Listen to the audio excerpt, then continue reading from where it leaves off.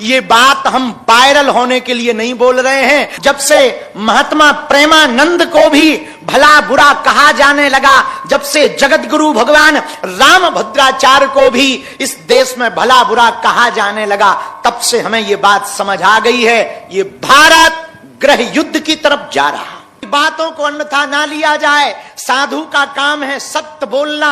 साधु ही सत्य नहीं बोलेगा तो कौन सत्य बोलेगा? नेता अपने स्वार्थ के लिए बोलते हैं, कुछ लोग अपनी व्यू बढ़ाने के लिए बोलते हैं, कुछ लोग अपना चेहरा चमकाने के लिए बोलते हैं। समाज में नग्नता परोसी जा रही है। रील के नाम पर नचैया और नचनियां पैदा हो रहे हैं। बेटियां और बच्चे संस्कारों से दूर भाग रहे हैं। अश्लीलता फैलाई जा रही है। देश का माहौल खराब किया जा रहा है।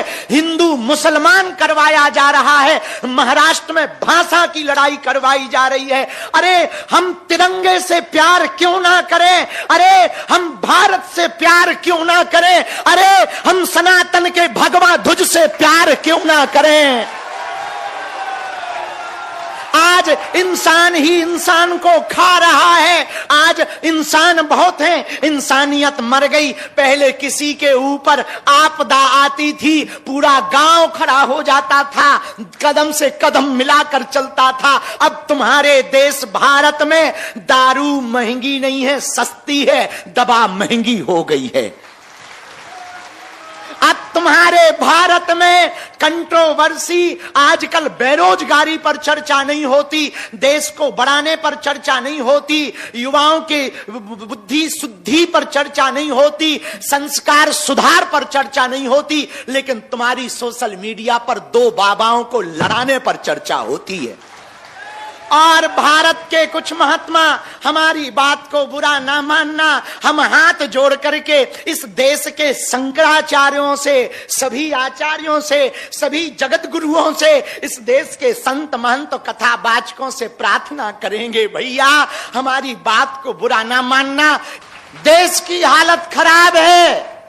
देश खोखला करने के लिए विदेशी ताकतें सक्रिय हैं, तुम्हारे दिमाग के ब्रेन वॉश कर रही हैं और तुमसे लड़वा रही हैं। हिंदू मुसलमान करवा रही हैं और बड़ा ऊंचा छोटा नीचा करवा रही हैं, और हिंदू को हिंदुओं में लड़ा करके हिंदुओं को विदेशी ताकतें घटा रही हैं।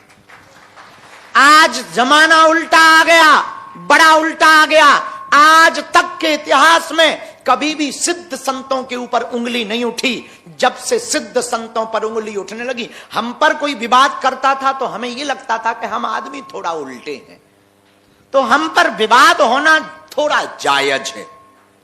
लेकिन जिस दिन से भारत की टीवी और सोशल मीडिया के इतिहास में सिद्ध संतों पर विवाद होने लगा, तब से हमें यह लगने लगा अब भारत देश गर्त में जा रहा है। जब से भगवान राम पर, भगवान कृष्ण पर ये प्रश्न उठाए जाने लगे, जब से भारत के संतों पर प्रश्न उठाए जाने लगे, जब से भारत के संतों को नीचा दिखाया जाने लगा, हमने कभी भी किसी भी साधु ने हमारे खिलाफ बोला, हम चुप इसलिए रहते हैं कि किसी भी साधु का बुरा ना हो गए और हमारे सनातन का मखौल ना बने, मजाक ना बने। देश के कुछ प्रबुद्ध लोग हैं, देश में कुछ बुद्धिमान लोग हैं, हमारी बात को, यदि इस वीडियो को तुम्हें समझ में आ जाए तो जरूर जन जन तक पहुंचाना। इस देश के जितने भी सनातन पर उंगली उठाने वाले लोग हैं, हम एक प्रार्थना करेंगे, तुम यदि आचार्य हो, तुम यदि कथावाचक हो, यदि तुम्हारे अंदर सनातन का खून है, आप शंकराचार्य हो, तो आप अपने संतों पर उंगली उठाने से ज्यादा उन लोगों पर उंगली उठाओ जो धर्म को बिगाड़ रहे हैं, जो धर्म के खिलाफ साजिशें रच रहे हैं और जो सनातन को फीका कर रहे हैं।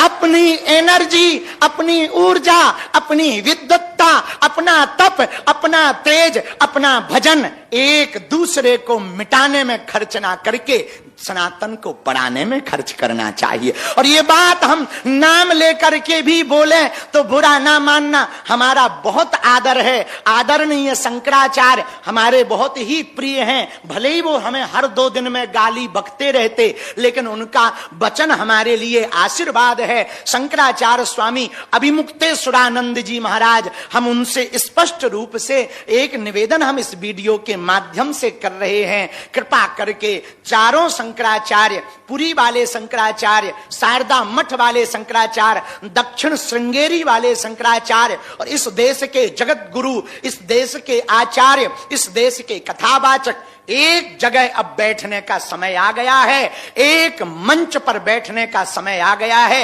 एक दूसरे के छत्ता के नीचे नहीं, सनातन के छत्र के नीचे हम लोग बैठकर देश को बचाने की और सनातन को बचाने की बात करें। विवाद नहीं, संवाद का रास्ता चुने तो शायद देश बच जाएगा, शायद भारत बच जाएगा, शायद गृह युद्ध से देश बच जाएगा।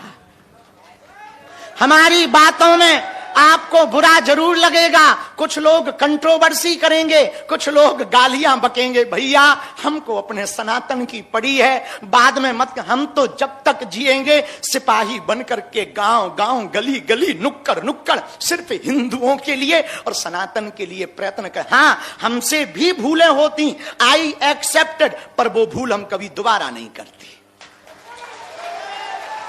कभी जबान फिसल जाती, कभी कुछ, और पहले पूर्व में हमारे ऊपर उंगली उठाई जाती थी कि तुम पढ़े लिखे कम हो। अब हमने नित्य 1.5 घंटे पढ़ना प्रारंभ कर दिया।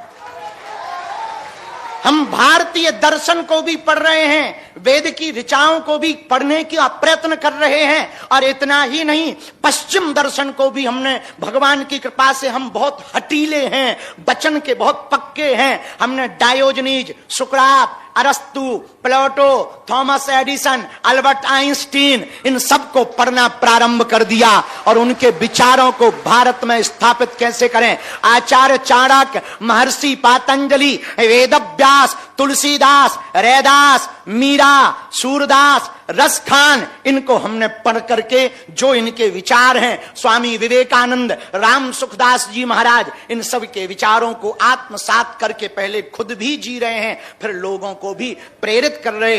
अब हम जो काम करते हैं, जो सेवा करते, जो हनुमान जी ने हमारे वंश में 3 पीढ़ी पूर्व सन्यासी बाबा को सिद्धि दी थी, जिस सिद्धि के बल पर हिंदुओं का हम भला करने के लिए भारत में निकले हैं, उस सिद्धि के प्रभाव से नकारात्मक तंत्र मंत्र मारण मोहन वशीकरण स्तंभन उच्चाटन टोना टोटका आदि से ग्रसित लोगों को रास्ता देना, रास्ता बताना, उनको आशीर्वाद देना, उनको आशीर्वाद के माध्यम से उनको ठीक करने के लिए भगवान से प्रार्थना करना, नियम बताना, जो हमें प्राप्त हुआ उसके लिए अब हमने प्रयत्न किया। ये तो वेदोक्त पद्धति है, ज्ञान परंपरा है, अब इसको हम विज्ञान की परंपरा से भी सिद्ध करेंगे। विदेश में जाकर के पैरानॉर्मल के ऊपर, पैरानॉर्मल मींस भूतों पर पीएचडी करेंगे।